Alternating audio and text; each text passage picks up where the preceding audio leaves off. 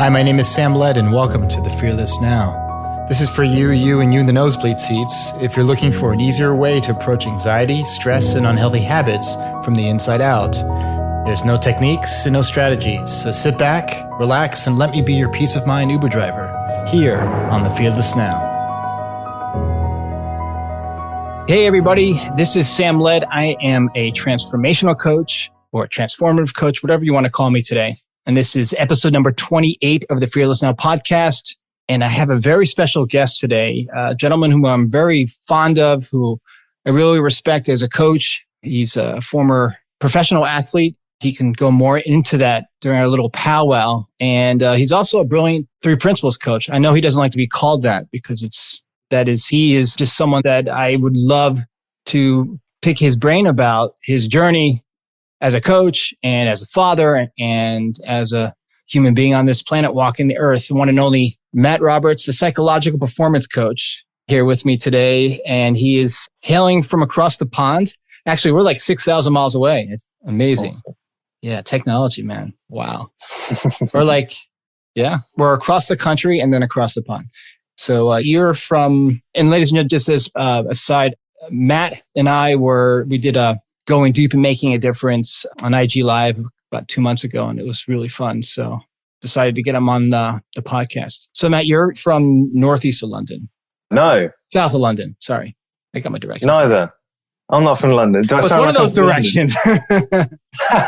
Oh, sorry. I misheard you. I'm from, of course, this is the universal way to understand where anyone lives in England, right? Or the UK is like, right. Yeah. It's an island. Right. Yeah. Which is the same. Like, I guess for me, it's like you either live like on the New York side of America or like the LA side, right? That's it. Yeah. I live in sort of the middle of the country. Yeah. I don't mean to, the generalization is like, you're from London or you're from Scotland, or, it's either London or you're from somewhere else in the UK. And for those people that haven't been to the UK, there's a lot more on that beautiful island than just London. So much more to see. So Matt, how are you doing, man? Since we last spoke, you were staying up all hours, taking care of your newborn. Yeah. We had to postpone this a little bit, didn't we? So I was in hopefully slightly more fighting fit shape to make some sense this evening. Yeah, still deep in fatherhood. It's good. Yeah. That's a never-ending story. You're going to be deep in fatherhood when your child is 40. Yeah, it's constantly just swapping itself for better, higher grade problems. That's it. One thing seamlessly disappears and you're offered another challenge. It's all good. It's a never-ending growing edge, right, everybody? I don't have kids. I have pets, but they're not even here with me right now. And also my partner, I have a stuffed animal. I know it's kind of embarrassing, but it doesn't talk back. It's very inexpensive and doesn't make a mess. And it's unconditional love. I know that sounds very strange, but true. So yeah, well, it's a shame actually. You talking about making a mess because I guess only you can see that this is the one nice, pristine corner of my house. Around me off screen is just pure chaos. You ever see that? Was that show Between Two Ferns with Zach Galifianakis? Very funny. It's a comedy special, and he's got a plant behind him and two plants on his side. So this is like Matt with a plant behind him. But that's it. It's very chic, brother. So I wanted to kind of drop in with you today and kind of see where you're at with, your coaching work. My last call was actually a discovery call with a prospective new client who is actually from the UK, really nice gentleman who is another professional athlete. I don't know. I think athletes are just, you guys get it more. I think it's the dopamine rush from all the endurance and running and stuff. And we had a great conversation. But for me, it was hard to kind of articulate once he kind of saw what I was pointing to, like, okay, he kept going back into his story about how difficult it is to be a single dad and to be able to pay, literally the process of doing stuff during the day and taking care of his kids. And sometimes I just find it so hard to kind of share this understanding, how the system works, how our mind works. They're so wrapped up in their story, even though we dropped in together and it was beautiful and a lot of quiet pauses. And I wanted to kind of get your take on and how that's been for you, because, I've been doing this a while and some clients no matter what you do, are just, they're always circling back. It's like the wagon circling back to the same story, the same story over and over again. And even when I try to redirect him out of that story into what's really coming up for him, we end up circling wagons again. And I think that's for any coach, even if you are, like the Michael Neals and you name it, the top guys out there. What's been your experience with that? Well, it's probably the classic phrase within the community. It's not on us, right? We're there pointing the sign, pointing the way the best we can. And I don't know. I was just about to swear and I just suddenly thought, I don't know, am I allowed to swear? This is your platform, man. Oh, sweet. You can say anything you want, as long as it's not about my mother. As long as you're not swearing about my mother. And I never swear to be offensive. I think it's just almost part of my personality. I don't know. But I was just going to say, it's a fucking compelling illusion. There you go. How'd that feel? It's good. Just like me. Intelligent people swear. It's a sign of intelligence, ladies and gentlemen. Like a comfortable shoe. Exactly. It's so funny, isn't it? Because you introduced me as, obviously, the work that I do is all based, it's all on the 3 principles of understanding. And you said that I don't don't necessarily call myself a principles coach. And yet, more and more, it's certainly where I work from. But it's, I guess, more of a personal preference in terms of, certainly within my realm, it is about peak performance and how to relate to people, and people certainly come to me mostly initially about performance, and then inevitably when we slow down, and it always seems to be that we get to these bigger, deeper questions. And to try and answer your questions, or your question was about this loop, the hamster wheel of superstitious thinking. I think that's Jamie Smart, which I love. Love Jamie Smart. Yeah, how do we help people pop out of that? And ultimately, I think it's being, isn't it? I'm going to go straight down, but that kind of us being in that quiet space, us being in our well-being, who we really are. That's kind of got a untangible, unquantifiable power. And I think I feel like maybe by being there, it just naturally settles our client down. And it's because it is a calling, isn't it? Because it's what everyone. It's funny. I came up in conversation today with my wife, and maybe she's talking about a friend or something, and we just said, "This is what everybody wants." When we drop out of our thinking, we get down to this like really cool, like deep, like I'm like fuck. I feel it's like I was tingling, like kind of quietness, right? That's right. Like we're levitating below the noise. Well said, sir. I got to that point with this new client. And I think that's all it takes, really, whether he decides to work with me or not. He saw something there. I got him smiling, and I didn't even have to really do much, but we just dropped in. We just started, talking about everything else besides the elephant in the room or the monkey in the room. We just got really present. And I was listening to a coach say, it is frustrating a lot of the time when they see it. It's like, it's a flicker, right? It's like a flicker of light. And then they go back into the noise. But that's the pull, isn't it? Like for me, and I often refer to that with my clients. It's like that little flicker, that's what resonates. That's what I said, that's why we're sat here talking, is because you hear something which you can't put your finger on, but you're intrigued or want some of that. And, it's interesting during the 4th of July here in America, everyone's lighting fireworks and doing all kinds of dangerous stuff to celebrate this interesting holiday, or independence from you guys, right? And for some reason in this town, Santa Barbara, people are lighting fireworks, and it's illegal here in California because of all our, the Santa Barbara in California is like it's like a tinderbox where it's so dry. But people are lighting fireworks anyways.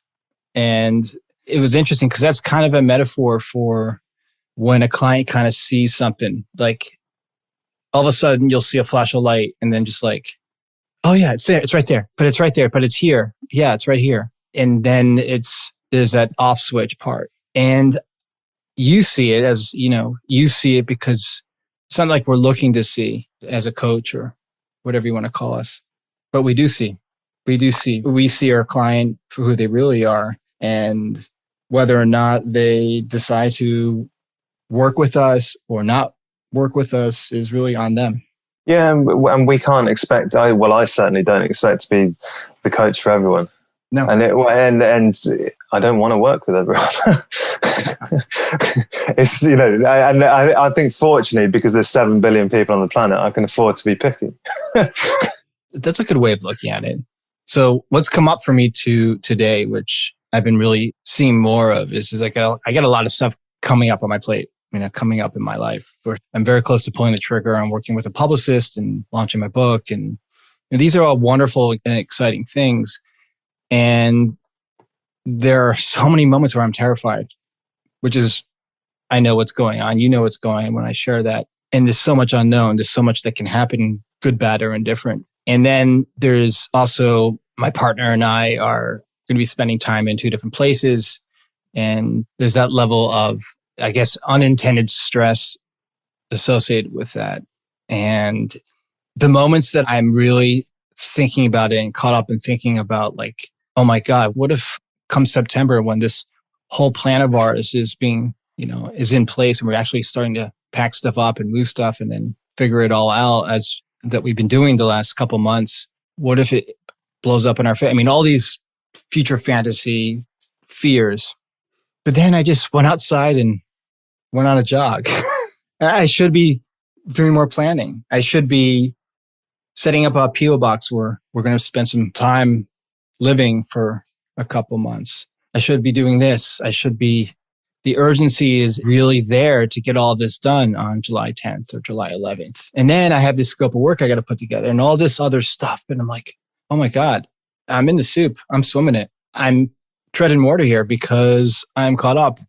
And all I want to do is go on a run, go to the gym, and just get quiet, trying to, calm this machine up here between my ears. And I find that the more I resist doing it, the more I find myself suffering more. So resisting meaning resisting the call to doing it. And the call is like screaming and yelling in my mind's eye. And that's weird because usually that shouldn't happen, but it is. Does that make sense? Yeah, I'm hearing you. And that voice of resistance is like, you only have about this many weeks to get this done. The more time you spend creative loafing and going on that jog, the less time you're going to have. And we all have that voice in our heads. But for me, it's really crunch time because now, I'm a middle-aged guy and I need to get all my ducks in a row because we have a future. We have my partner and I had this grand plan. And the resistance part I saw yesterday, like I was on this run and I was just feeling like me and the resistance faded away. But then an hour later, it came back again. I can see it and I saw it. I was like, oh my God, this is just like, I'm overwhelmed. This is too much. And then there's the guilt, like, right? We all have that guilt. Like, well, you should be so lucky that you have this opportunity, right? Or look at the guy over there who's struggling. Or in your case, you have a newborn, which is you're taking care of this fragile new life. Why is Sam complaining about this stuff? Life is great. And the answer is for me, what I saw was I just don't have any kind of control over where my mind's going to go ever. And that resistance is control, not control. Meaning if I try to control it by doing something regimented to get myself out of that stress, out of my head or out of my sped up thinking about it, that's just as detrimental to my state of mind and my well-being in the moment which leads to not getting anything done and just circling the wagons, to obsessing about it and sitting down at my desk when I'm all wrapped up in my head. So that resistance to me is really interesting because in the past, I would sit with my sideways, overwhelmed state of mind. I would just power through it but the results weren't that great, whatever I was doing. But if I use an activity like going on a run to kind of as my go-to to help calm things down, it's becoming even more, I'm resisting that even more. Does that make sense? Because the urgency, it's like, that's in your toolkit now. Okay. You go on a run, you go to the gym, But we don't need any. I don't need any of that. I don't need to go on a run to calm my mind to settle on its own. I mean, I don't need to do that, but I find myself in that kind of feedback loop, and it's very strange. It's very strange because in the past that was the most helpful thing for me, is to get outside but now it's not working. And I think that's the problem, is that it's like I'm looking for a solution to the noise, but going out and doing something outside, which doesn't work. No, you're in a habitual loop of addiction, right? There's many people in the world that are holics, Right. Addicts too, and I did a post a while ago, called myself a futureholic. I was addicted to the idea of the future, what I was going to achieve, this constant morphing, non-attainable future. And to me, it sounded like, well, actually, what you were talking about there is just, that's the root cause. It's like everything, of course, you're going to be overwhelmed. If you innocently believe that if this in the future, this move doesn't go well, then that's your sense of happiness, security, all of these things that go out the window, then our mind just seeks to support us. So it then starts getting busy going, well, Sam, have you packed this? Have you organized that? Have you done this for the bank? And, it's just completely innocent. It's just there trying to make sure you're all right.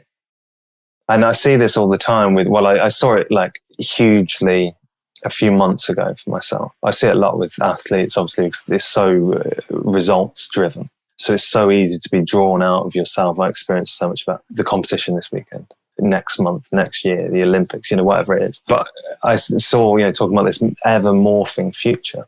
And I just had this moment of like, holy fuck. Like, just genuinely, it blew my mind that I saw I've been living for tomorrow.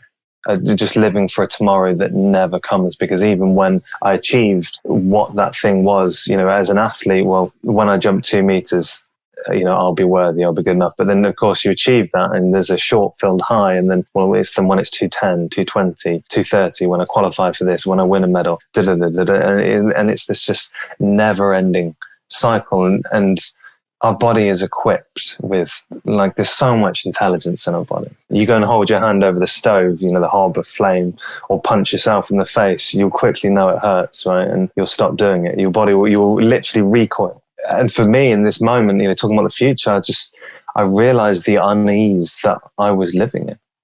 And, I'm sure you have it a million times, like you would be retired, the amount of times a client might have asked you how.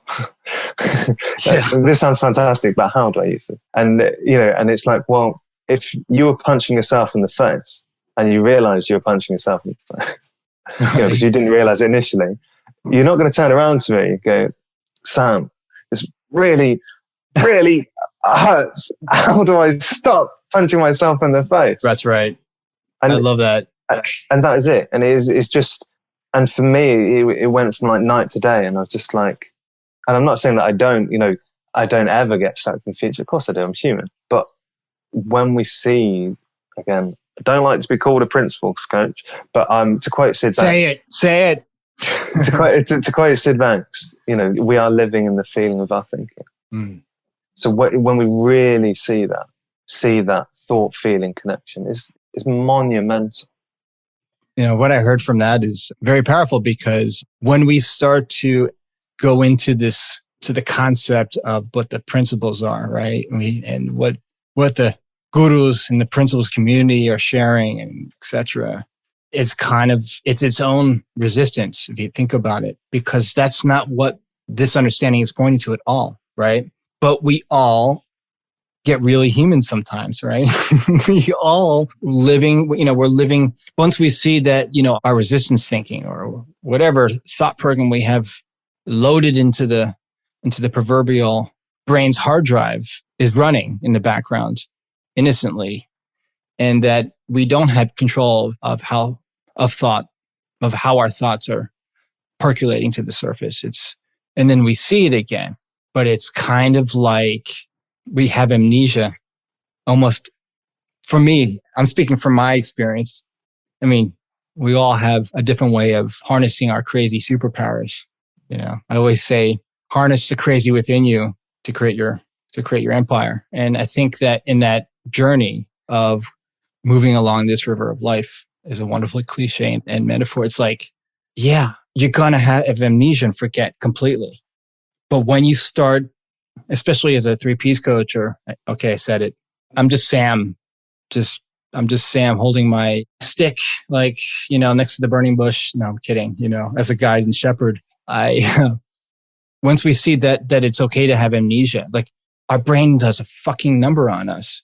Even, dude, you're a smart guy. You articulate much better than I do, and you're British, so you sound a lot more like BBC and a lot smarter than I do. But at the same time, we both have that same kind of amnesia. Like I literally fucking forgot. Literally, my brain, you forget. It's like complete memory loss. It's like, what's that movie? Was it Men in Black, or was it Will Smith who take the rain gun and shoot the, and they completely forgot what happened. And that's what happens in all of us. And that's why we're like, and I'm quoting Aaron Turner because he did a wonderful episode with Angus and Rahini about, relationships. And I love, absolutely, he's hysterical, lovely guy, brilliant coach. He's like the same thing you shared with the punching yourself in the face. He said his favorite movie was, I think, Liar, Liar. In the scene where he's in the bathroom and he's fighting himself because he can't tell a lie. He's a lawyer, he can't tell a lie. And he's like, stop it. Well, that's what I was doing because I forgot, and we all forget, but that's okay. And then we beat ourselves up for forgetting because the brain's like, what's this 3Ps business, man? You're feeding me this stuff and I'm trying to figure it out. It's not something to figure out. It really isn't. I mean, it's just, I think that's, if I'm up here, it's really, really confusing and frustrating sometimes when we forget because we're not constant push and pull of like, I'm up in my head and I hear this in my clients too. But for me, my mind works very fast. I got like a 3 terabyte hard drive going up here innocently, for better or for worse. And I think that because we do forget and we do have amnesia, and we forget that we have this divine state of well-being within us, and we do our best work when we're driven by our own inner GPS, and when we're flowing downstream, things are great, but sometimes we're like salmon swimming upstream. But maybe that's okay too. I don't know. Whatever works for somebody that is wanting to create a life for themselves. But I do find that for me, I think that the most uncomfortable part of being human and having this human experience and this meat costume here, this physical body here with the spiritual default state, when we forget, it's terrifying for me sometimes. It's like, what? What? I mean, I spend all this time and again, this is my brain going, cycling. I spent all this time, going to workshops and training and listening to all these incredible mentors and working with some great clients, but I completely fucking lost the plot. Like that's the part that for, I think a lot of us, most of us that want to help people, get them back on their path is the most frustrating thing because we're part of the same perfectly imperfect club of forgetting and remembering again, forgetting and remembering again. And to me, that is, it's exhausting. But then it's not exhausting, but then it's exhausting. I don't know because I'm not sure I don't find it frustrating. It's really interesting. That's not fair. Oh, sorry. Because I don't know, kind of like, does it bother me? I've almost, and I'm not trying to absolve myself of any kind of behavior, but for me, seeing it for what it is, it becomes so much less personal. So I find it interesting because this kind of came from a conversation with my wife, and we kind of spoke about this, and because our relationship has shifted and changed, and it's so much easier to forgive. It's so much easier for me to forgive her, and it's so much easier for me to forgive myself because I just see it's like, oh yeah, I just got caught up in the moment. I was just annoyed, pissed off, whatever it is, and so it's kind of like. And that feeling and the, thinking that drives that and the behavior that follows that, the words that come out of my mouth and, it doesn't say anything about me. that is not me. Like, so, and I think for me to see that is like, what a relief. That's so much easier to own. And especially like, you know, if your partner sees that as well, because then we can be, you know, banging heads in one moment, and then when we go away and settle down and come back, then the level of judgment, you know, it just completely drops. It's like my wife will come to apologize maybe about something, or maybe vice versa, and it's like, you don't need to apologize. You know, maybe that's a whole debate in itself. But it's like I wasn't the one suffering because of what was going on. You were the one suffering. Beautifully said. And you know, and actually, I guess in so many respects, for me, some of the people doing the best work in this is Angus and Rahini. That, you know, their stuff on relationships is, it's amazing. Oh, it's next level. And so if that sounded familiar, Angus and Rahini, if you're listening, they do listen. I mean, you know, Angus is one of my, you know, I work with Angus. He's my coach. He's my Obi-Wan Kenobi. I love what you said there about suffering and really seeing it. But what I think is really interesting, because we all have different neurotypes. You know, we all process data. Our hard drive, our laptop computer between our ears is all running on different forms of the same operating system. If I'm going to say all this without thinking about my own operating system, what came upon me is when I was really suffering and just like caught up, and, you know, I wasn't seeing shit clearly. The cognitive lens was, you know, I needed an ice pick or ice scraper to get because it was really mucked up. I realized my neurotype, and again, I think because my neurotype may be different than others, just like everyone's neurotype is different. There are neurotypicals, but I think my mind just works really fast. It's the engine, my engine idle is a little bit higher. It's a little bit above 3,000 RPM with the car in park. And I think there are similar neurotypes out there, including this prospective client who has a similar neurotype, you know, mind wandering, and because we don't have agency over that. We don't have control over that. We really don't. So I think when the engine idle is a little bit higher, coming back down to baseline and parachuting out and reaching an altitude below the noise of all those heavy clouds, when there's oxygen you can breathe, which is what we're pointing to here, is so welcomed. But it's also for, and again, I don't speak for everyone, but I think I speak for those that have a very quick mind with that sometimes is getting ahead of itself. That's where the exhaustion comes in. And I think with this potential new client, I could see that in him too, that he was just happy just to be getting quiet with me. It's like we spent 90% of the call talking about, it was all mumble jumbo. We were just having a good old time talking about us, sharing his life with me. It was wonderful. And sometimes that's all that is needed. I think every neurotype is different. Every operating system is working a little differently. Yep. And some of us get the update, the Microsoft Windows update, and some of us are stuck in Microsoft and Windows XP for a little bit longer. And I think that's lovely. And I love what you said about, you know, it's our suffering's on us. Our suffering's on us. And it's also okay to sometimes suffer too. I was listening to someone talk about road rage and how they're, you know, really engrossed in this understanding and are really, you know, loving the work, and they're really seeing a lot, and their life's just happier, right? Their life is one that's flowing and work is better, and all these things are happening and opening up for them because they're just happier. You know, they're having more feel-good feeling. They're having just more smiles and less cries. And then we forget. And that, I think for me, forgetting is so like having that, what I call that amnesia. It's like I forget who I am for a second. But for some people, I think that amnesia is much more intense than in others. See, you know, and I think, and this has not been really, I haven't really heard about this before in other coaches, especially with people like me that have ADHD or have a certain neurotype that just processes data a little differently. Because when I'm Sam and in the moment, especially with clients and especially with my partner, I'm Sam. I'm not this Speedy Gonzalez Sam that is trying to catch up with the brain. And it's all connected too, which is interesting because it's like the brain is telling me, pump the brakes, slow down. It's not your fault.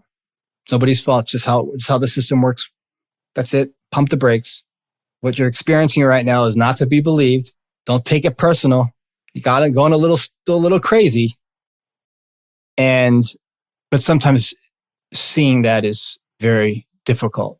I was listening to Win Morgan, who I love, and I forgot the name of the host, she's a woman, she's a coach. Do you know what? I forgot her name. Kate Roberts. Kate. Yes. Kate Roberts. And they were talking about, Kate is doing all this. She moved to, and they're building a new house. She's starting a new business and she's doing all this amazing stuff. And Wynn's like, this is brilliant. So tell me, like, how's it going with it? And the way she shared it was like, oh my, I want to share it like that without all the story. That's brilliant. Because there are a lot of moments for me in particular, and in the past, before I was introduced to this understanding, that I would have listened to her share and just get completely overwhelmed. If I didn't know, that's all on me. That's just all, that has nothing to do with what she's sharing or what anybody else is doing. That's really all on me. It's so liberating, but I think we do forget. And the part that's when we forget, it's the more we forget and the more we see that it's okay to forget, on top of the fact that our brain is going to just not know what to do and how to process the forgetting part, you're gonna, go a little crazy for a second. And I think that's my growing edge. And for this prospective new client, who's a lovely man who really wants to see more quiet there, he got it, which was wonderful. He got it. A couple of weeks ago, a friend of mine passed away who was our age, young guy, from COVID. And it was pretty horrible. He was basically in the hospital on a ventilator for 2 months. This guy, you would never think for a second that someone like him would either go this way or come down with COVID. But there was something really special about his death. I wasn't able to go to the funeral. They had a funeral in Israel. He's Israeli, so that wasn't possible. But I was on the Zoom call with about 200 other people. And this is how much this gentleman was loved. 200 people were on the Zoom call. And at the funeral, there were like 150 people. And he wasn't a famous person. He was a regular, ordinary schmuck like you and I are, right? I say that with love. That's a good thing. And, it was really emotional, and just, you could hear the family just screaming in grief. And the most interesting thing came upon me while I'm on the Zoom call with 200 strangers and then a very close friend who was closer to this guy than I was. And we weren't that close, but he was still someone I really was fond of and cared about. It's like I felt so calm and it was so beautiful. I mean, I really, as hard as it is to see someone to die too young, it was like all was in order, if that makes any sense. Like, it was okay. Even though his death is a tragedy, it was okay. And I've never experienced anything like that before at going to a funeral or dealing with a family member who was sick and passed away. My uncle passed away 2 months ago, and it was very different. It was like everyone on the call were just all connected. And it was 100% love, not in the, kumbaya kind of way, not in the pseudo spiritual kind of way. It was real. And it was real evidence of what we're talking about, what we're sharing with our clients, what we're sharing with our family members. No one knew about 3 principles. We all practiced this wonderful understanding every day of our life and when we die, we're 100% eternally in love. And that, to me, was the most, it was such a game changer for me. I've been, as a coach, I've been sharing this understanding, but I've also, before I even knew about this understanding, was practicing this understanding with clients just by getting quiet with them and really holding space for them and just listening. And there's no self-help book. There's no coach training, no certification that's ever going to prepare you there's no a skill to acquire to be this way. It's all on board. It's all there. And we're just not paying attention to it enough. And oh man, I never thought I could be so at peace and so connected to everyone in the call and to sharing the memory of my friend in such a way, in such a powerful way in a Zoom call. But yet I have these incredibly intense moments of forgetting. And I think that when I try to, and again, it goes back to the same thing, it's like, you can't try to anything with this.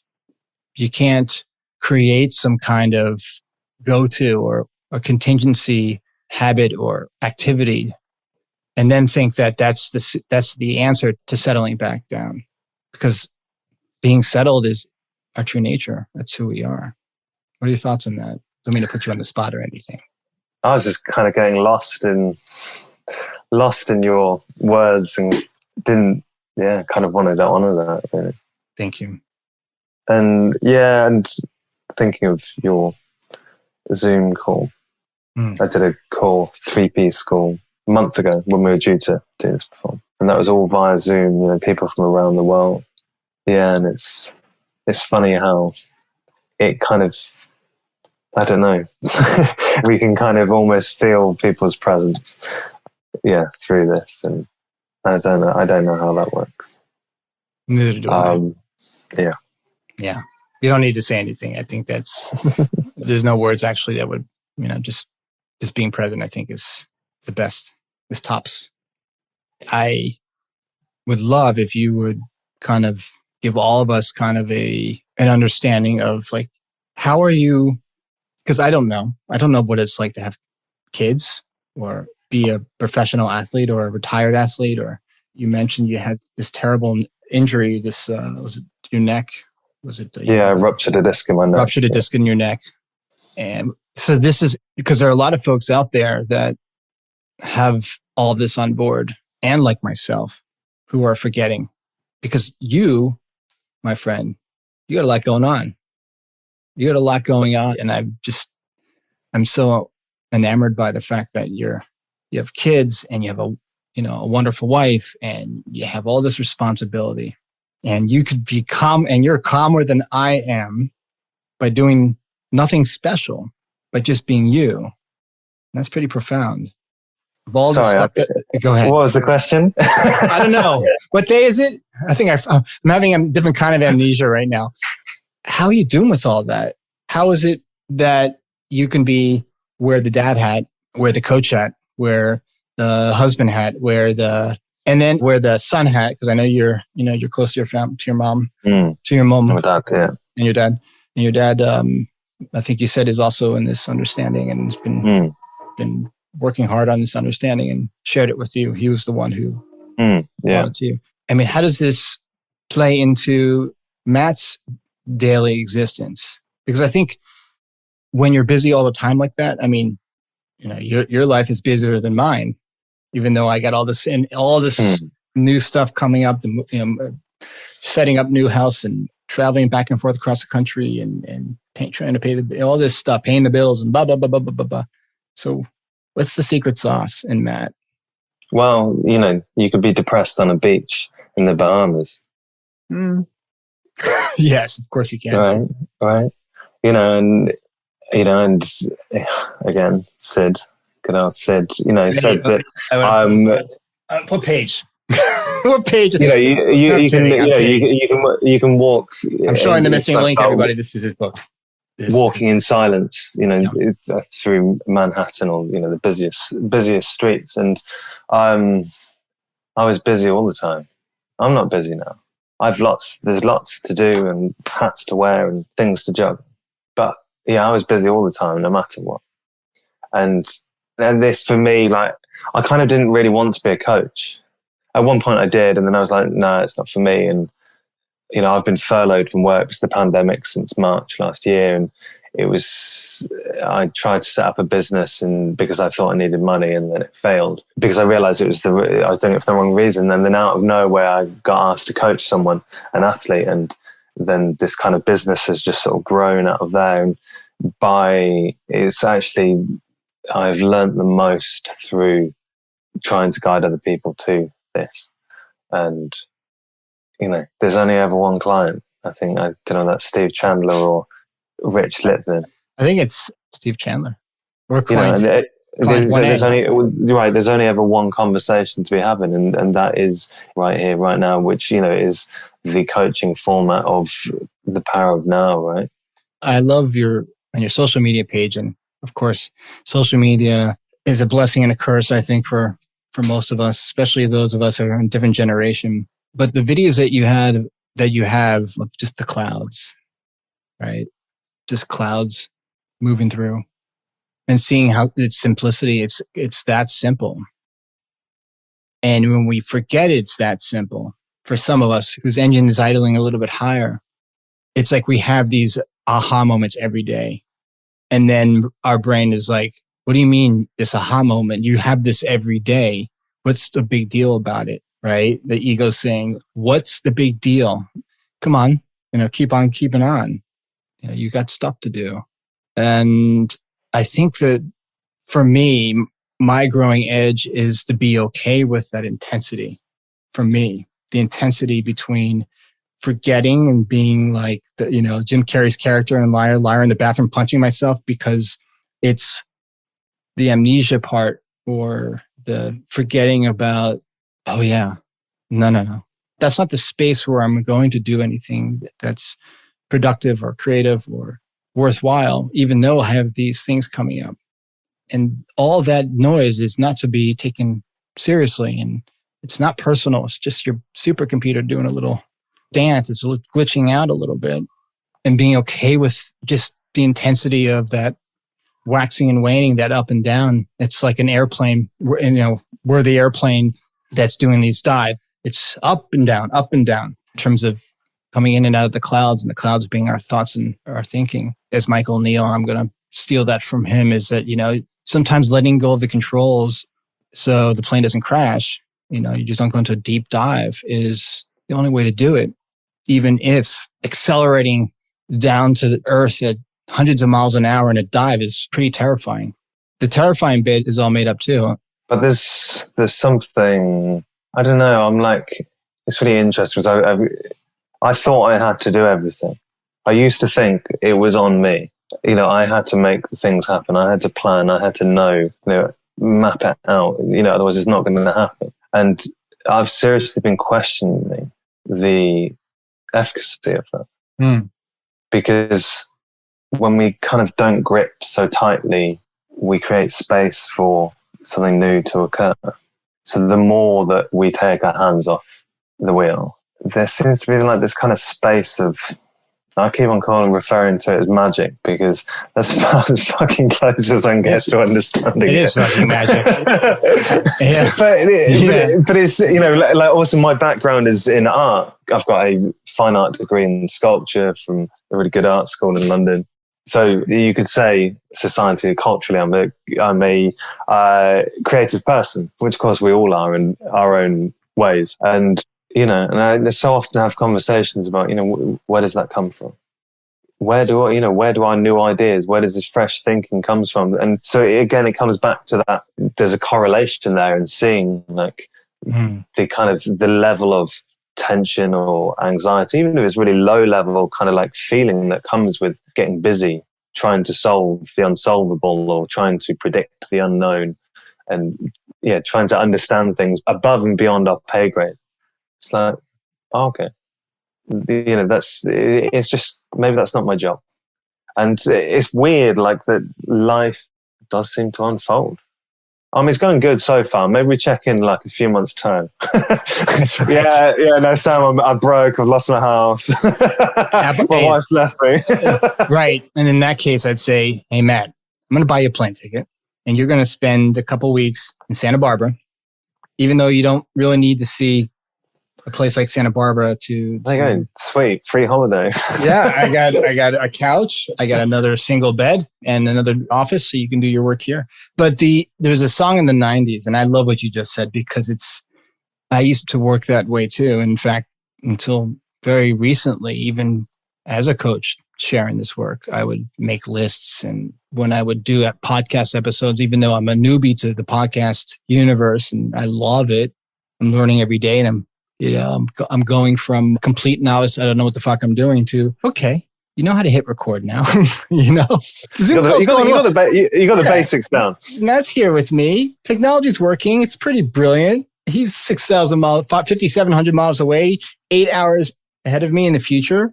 Yeah, you're doing it. Like in the past, I would only see, and most of us see it this way in this world we live in, and, you know, the outside in world versus the inside out world. The outside in world leading to a lot of suffering and just too much stress and too much overwhelm. But when I saw that the end goal is not so I have money in my bank account, although we got to pay the bills, we got to pay our taxes, and, you know, I got to keep the lights on. Thank goodness we don't have air conditioning in California. My utility bill would be a fortune. We need it today. It's like 90 degrees out, but just never happens in Santa Barbara. Knowing that for me, that I don't have to, I mean, I have these white, I can show them to you, ladies and gentlemen, I'm showing Matt, I have these white lined memo pads. I have probably 150 of them completely filled out in my closet for years. Most of it reminding me what I already know, right? Because I know that I'm going to get it done. I'm going to get it done. And I do my best work. I have my best Zoom calls with Matt. I do my best work with clients, and I do my best writing. And I show up as a better son and a better partner and a better friend when I'm not so wrapped up in the lists. I'm not so wrapped up in the planning. You know, my partner's a planner and she's a coach. You know, she's in this understanding with me. You know, she's the one who introduced me to all these wonderful teachings and all the conferences I've been to and all that stuff. I don't think that I will be less of a train wreck when I forget ever. I think it's always going to be like that. And I think my growing edge again is seeing it for what it is. Seeing it for what it is, and there's nothing I can do about it. So, you know, there was a Dr. Strangelove, that movie. It's an old movie from the 60s.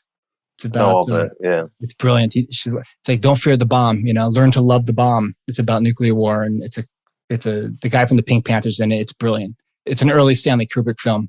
And the last scene is they accidentally dropped the bomb too early with the fighter pilot on top of the bomb, and he's got a cowboy hat. He's going, yeehaw! When the bomb is dropping down, you know, it's obviously a, you know, horrible thing, but making light of the fact that when I forget, or any of those of you listening out there forget, and it's really intense, the forgetting, the feeling, when I'm really feeling my thinking, when I forget about, oh yeah, that's all noise. It's just my brain is making this up. I'm making this up for whatever reason, doesn't even matter. It's like that bomb, that nuclear bomb accidentally, you know, dropping onto land. And for me, that's my growing edge. And I think that's okay. It's okay. And the less I try to do anything about it, the more okay I'm going to be. And with my client, then my possible new client coming aboard, us not having any kind of real insight and him not really, you know, us not having that conversation, you know, the initial coaching call, you know, the discovery call, right? And just having a mumble and jumble conversation. We were both smiling and there was so much good, quiet space there. That's okay too. And so for me, that's okay. But, and I had a client a couple of years ago that was a businessman that he was with me for a short period of time. And he listened, and we had wonderful, quiet moments together. And a lot of the conversation had nothing to do with any of the work that he wanted to, you know, any of the stuff he wanted to improve upon in his life or make happen. A businessman that would never, ever, if you never would think, would really understand what we're talking about. I didn't have to do anything. We just had a conversation that had nothing to do with coaching. It's interesting, isn't it? Because so often we don't know how we'll impact, because obviously the majority of my work it's about peak performance. It's about people who want to achieve more.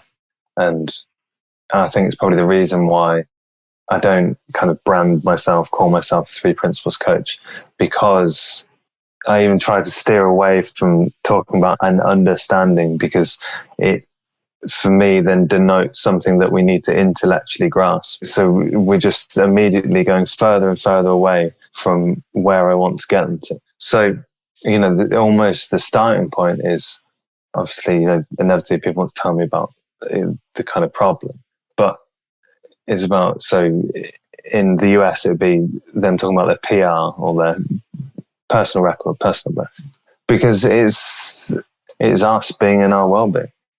And it's in this so well known as flow state. But it's us just being present, it's us dropping out of our head. And I can't remember how many athletes that I've spoken to about describing the undescribable, because it's these moments of no form. And so it is all about helping them see that this subtractive psychology, as Jamie Smart talks about, this is what exists when we don't look to add more, when we don't look to resolve a problem. But it's so funny anyway, because the change doesn't necessarily directly correlate to that part of their life. It's like, at first it could be like, oh, like my relationship's so much better.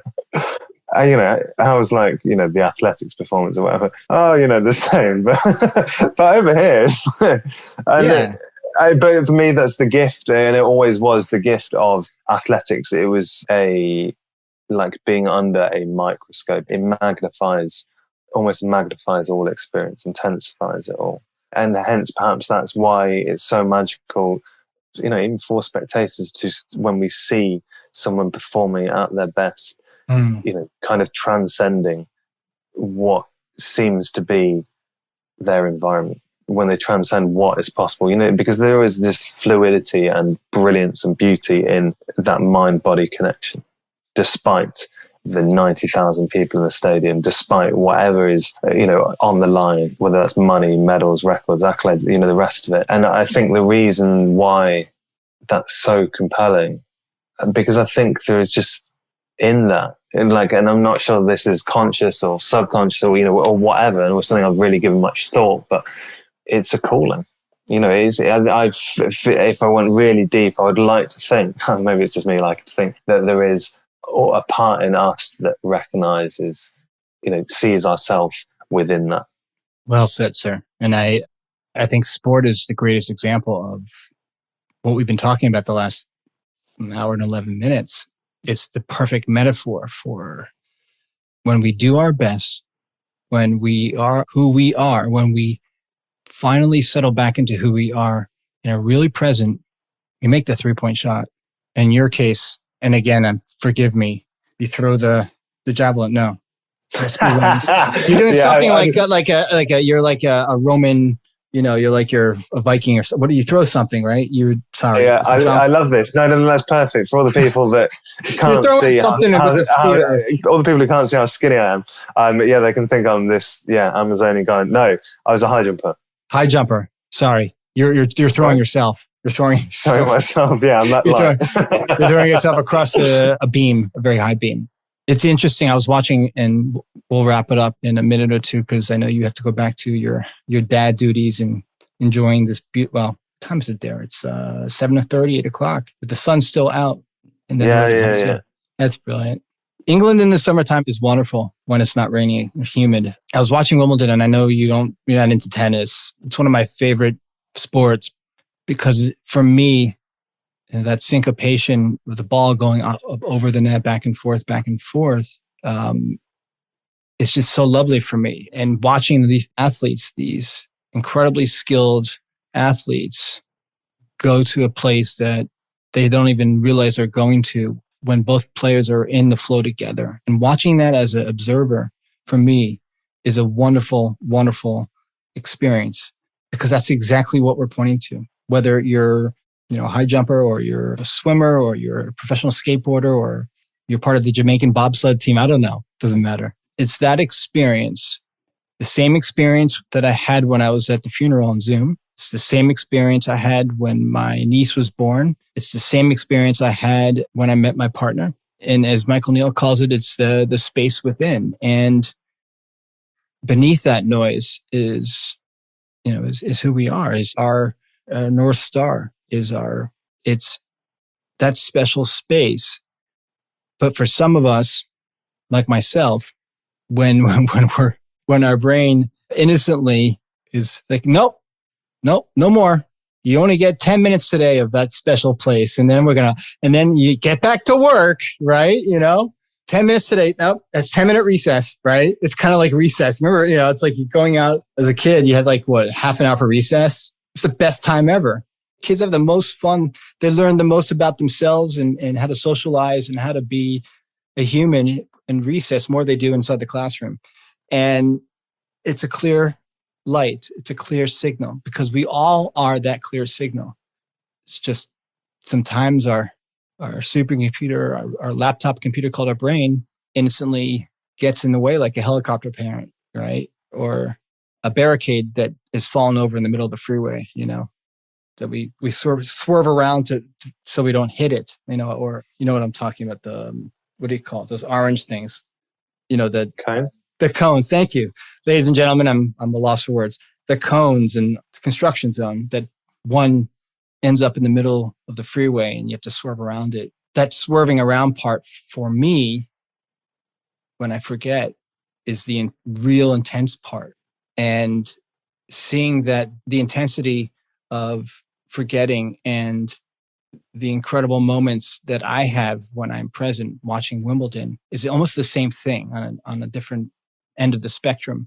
And when I can see that intensity is okay and the same, it's like the electric, touching the stove or putting your finger on the electric socket and getting a shock. That's kind of what it's like when I'm really feeling my thinking will be less. And you reminded me, and you reminded our audience. And I think that's a good way of wrapping all this up. And I'm just so blessed to have you on today's episode. And it was just really wonderful. And I'm grateful that you were able to make time Saturday. Yeah. So what's next for Matt? And we'll wrap it up in terms of, is Matt going to be having his own podcast soon? Is he going to, what is he doing? What is Matt doing? Not to put any pressure on him. To be honest, I have very few plans at the moment. Brilliant. I'm just taking it in my stride, one client at a time, and just that's my learning at the moment. It's just the joy of like this.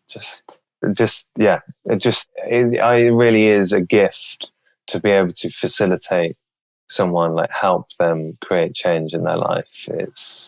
I didn't realize, how could you know? It's for me, like everybody says, what it's going to be like to be a parent and the challenges and how amazing and the rest of it. And, we're ignorant until we're not. And, so that change is the same as for me as like the first person that I help see this.